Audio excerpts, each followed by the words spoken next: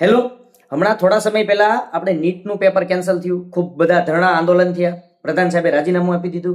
એવો બી જનાક્રોશ જોવા મળ્યો કે ભાઈ આ ગવર્મેન્ટની ફેલિયર છે, ગવર્મેન્ટે રાજીનામું આપી દેવું જોઈએ.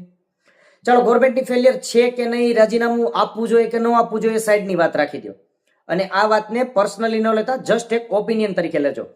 શું ભૂતકાળમાં એવી ઘટનાઓ નથી ઘટી? માની લો ગવર્મેન્ટ બદલી બી નાખશો તો શું ભવિષ્યમાં એવી ઘટનાઓ નહીં ઘટે? બધાએ પોતપોતાના પર્સપેક્ટિવ ઓપિનિયન રાખી દીધા. એમાંથી કદાચ એક ઓપિનિયન જો હજી જોડવો હોય તો એ છે આપણી જનસંખ્યા. ભારતની જનસંખ્યા અત્યારે કદાચ 145 કરોડની આસપાસ છે. હવે જે દેશમાં સંસાધનો, સીટો, ખાવાનું, રહેણાંકો, આ બધું જંગલો મર્યાદિત માત્રામાં હોય અને ત્યાં જો આટલી સંખ્યા વધે તો શું થાય? લોકો પેલા પોતાને જોઈતી વસ્તુ નૈતિકતાથી મેળવવાનો પ્રયત્ન કરશે અને જ્યારે નહીં મળે એટલે એમાં અનૈતિકતા આવશે, છીના ઝપટી આવશે, મારકાટ આવશે. પણ એ ગમે એમ કરીને વસ્તુને મેળવવામાં લો એન્ડ ઓર્ડર બધું બગડશે. મેઇન રીઝન એક જ છે, આપણી જનસંખ્યા.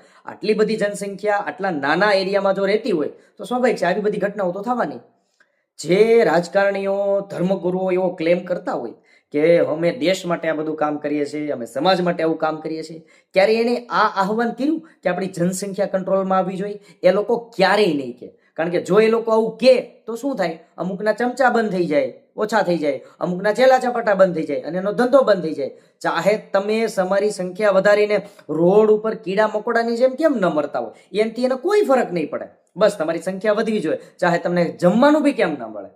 તો જો તમે તમારું સારું, તમારું ભવિષ્ય ઈચ્છતા હો, તમારી 10, 15, 20 પેઢીનું ભવિષ્ય ઈચ્છતા હોય તો આ મુદ્દે ભારતમાં આપણા રાજકારણમાં ચર્ચા થવી જ જોઈએ. સંખ્યા વધારો નિયંત્રણમાં આવવો જ જોઈએ. નહીંતર આ તો હજી શરૂઆત છે, આનાથી કેટલી ભયંકર ઘટનાઓ આપણી સામે જોવા મળશે જ. જય હિન્દ.